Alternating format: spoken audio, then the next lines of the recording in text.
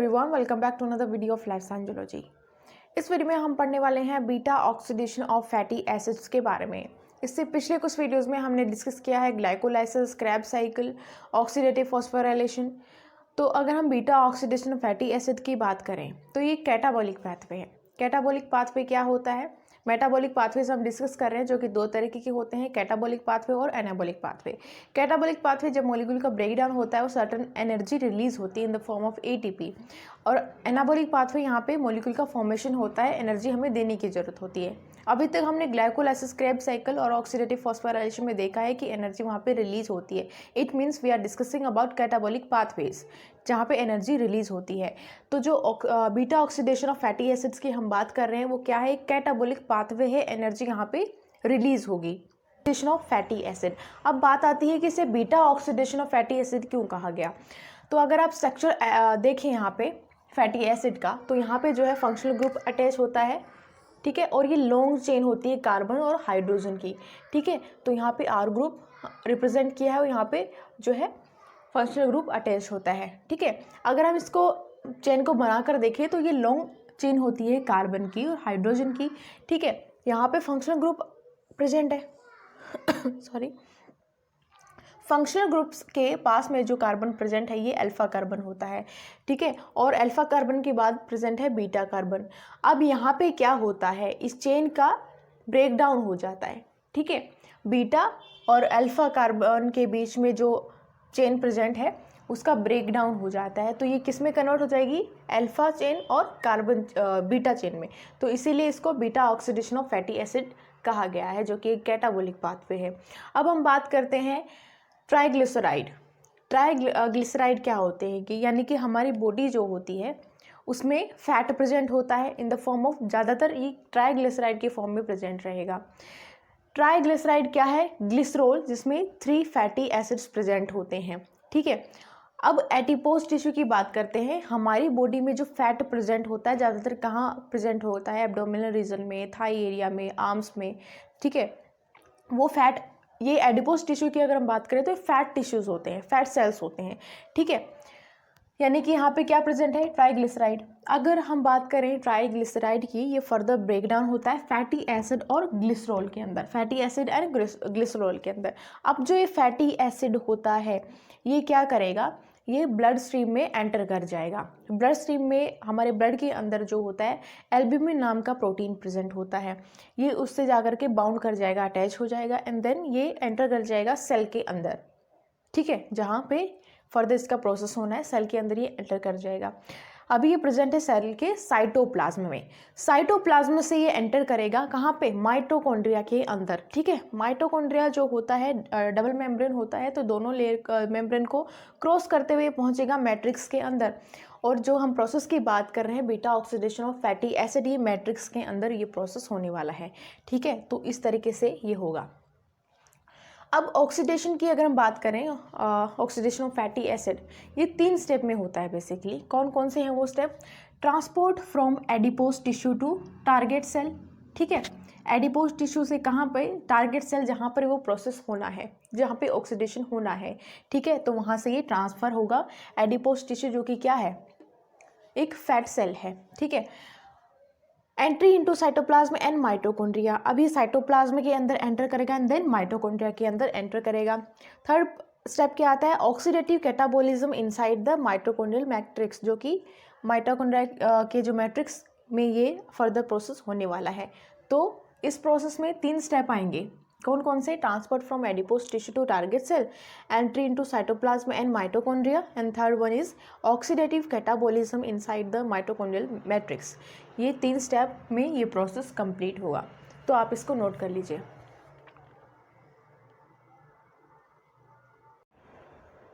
Next हम पढ़ते हैं first step, transport of fatty acid from adipose tissue to target cell.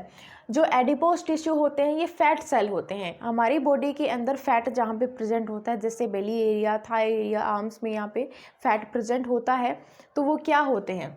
Adipose tissues, ठीक है। एडिपोज टिश्यू किससे बनते हैं? ट्राइग्लिसराइड्स। अब हम ट्राइग्लिसराइड की बात करें तो इसमें क्या क्या प्रेजेंट है? Glycerol plus 3 fatty acids present होते हैं। तो ये जो 3 फैटी एसिड प्रेजेंट होते हैं इनको फ्री करने की ज़रूरत है सबसे पहले, ठीक है। तो यहाँ पे फैटी एसिड किस तरीके से फ्री होगी, लाइपेज एंजाइम जो है वो एक्ट करेगा, यानी कि इसको हाइड्रोलिसिस यहाँ पे हो जाएगा। हाइड्रोलिसिस यानी कि ब्रेक डाउन, तो यहाँ पे ब्रेक डाउन हो जाएगा ग्लिसरॉल और यहाँ पे 3 फैटी एसिड जो फ्री हो जाएंगे, इसको हम बोलेंगे फ्री फैटी एसिड्स, ठीक है। तो ये फैटी एसिड यहाँ पे फ्री हो चुके हैं। अब ये फैटी एसिड कहाँ पे एंटर करेंगे, सेल का जो साइटोप्लाज्म है वहाँ पे एंटर करेंगे। तो यहाँ पे सेल प्रेजेंट है, टारगेट सेल जहाँ पे प्रोसेस होने वाला है, ठीक है, वहाँ पे एंटर करेंगे। तो सबसे पहले इन्हें क्या क्रॉस करना पड़ेगा, सेल मेम्ब्रेन, ठीक है। तो डायरेक्टली सेल मेम्ब्रेन को क्रॉस नहीं कर पाएंगे क्योंकि इनमें पार्शियल नेगेटिवली चार्ज होता है, तो डायरेक्टली क्रॉस नहीं कर पाएंगे, इनके लिए ट्रांसपोर्टर की ज़रूरत होती है, ठीक है। तो स्पेशली यहाँ पे प्रोटीन्स प्रेजेंट होंगे, ठीक है, सेल मेम्ब्रेन में, जिसके थ्रू ये एंटर करेंगे, ठीक है।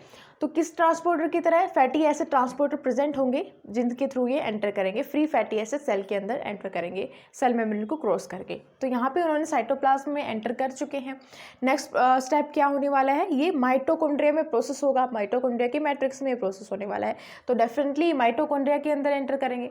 माइटोकॉन्ड्रिया जो होता है वो डबल मेम्ब्रेन बाउंड ऑर्गेनेल होता है, ये हमें पता है, ठीक है। आउटर माइटोकॉन्ड्रियल मेम्ब्रेन और इनर माइटोकॉन्ड्रियल मेम्ब्रेन, ये बीच में जो दोनों मेम्ब्रेन के बीच में जो स्पेस होता है हम इसको क्या बोलते हैं, इंटर मेम्ब्रेन स्पेस, ठीक है। तो ये जो है पोर्शन हमने यहाँ पे जूम करके दिखाया है, ये आप समझ लीजिए, ठीक है। अब हम बात करते हैं कि बीच में जो अंदर की तरफ, माइटोकॉन्ड्रिया के अंदर की तरफ मैट्रिक्स प्रेजेंट है। इस मैट्रिक्स में जितने भी एंजाइम इस प्रोसेस में रिक्वायर होने वाले हैं, चाहिए हमें, वो सारे के सारे एंजाइम प्रेजेंट होते हैं। तभी ये प्रोसेस कहाँ हो रहा है, माइटोकॉन्ड्रिया के मैट्रिक्स में हो रहा है। बाकी क्रेब्स साइकिल हमने पढ़ी है, ETC हमने पढ़ा है, तो उसमें भी जो भी एंजाइम चाहिए वो सारे के सारे यहाँ पे प्रेजेंट होते हैं। तभी जो है क्रेब्स साइकिल और ETC कहाँ होते हैं, माइटोकॉन्ड्रिया के मैट्रिक्स में वो प्रोसेस होते हैं, ठीक है। जब हम बात करते हैं beta oxidation of fatty acid की, तो वो प्रोसेस भी यही होता है क्योंकि उसके लिए जो एंजाइम रिक्वायरमेंट हमें है वो सारे के सारे माइटोकॉन्ड्रिया के मैट्रिक्स में प्रेजेंट होते हैं।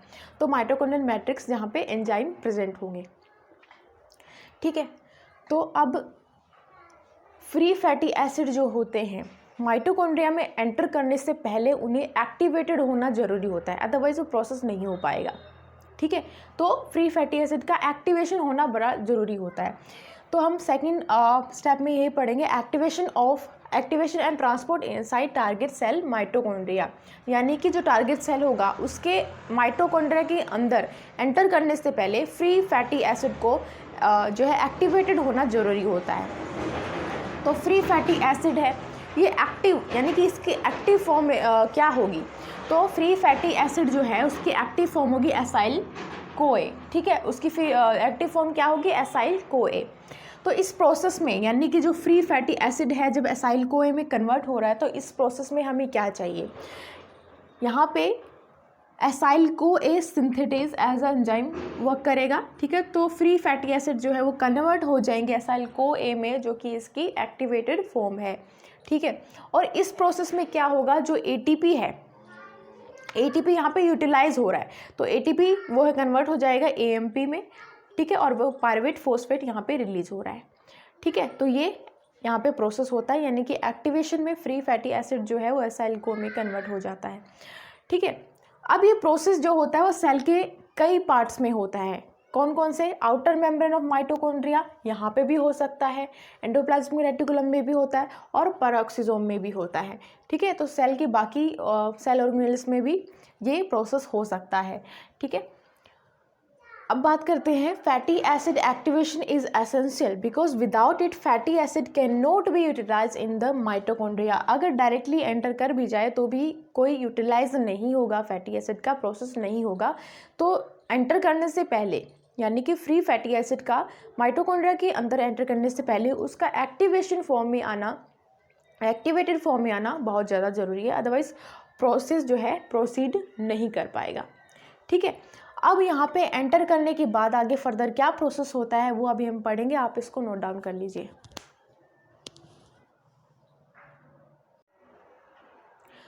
नेक्स्ट हम देखते हैं, once activated free fatty acid are transfer to mitochondria, यानी कि जो एक्टिवेटेड फॉर्म थी फ्री फैटी एसिड की, एक्टिवेटेड फॉर्म कौन सी थी फ्री फैटी एसिड की, एसाइल कोए, जो कि एंटर करने वाली है माइटोकॉन्ड्रिया के अंदर।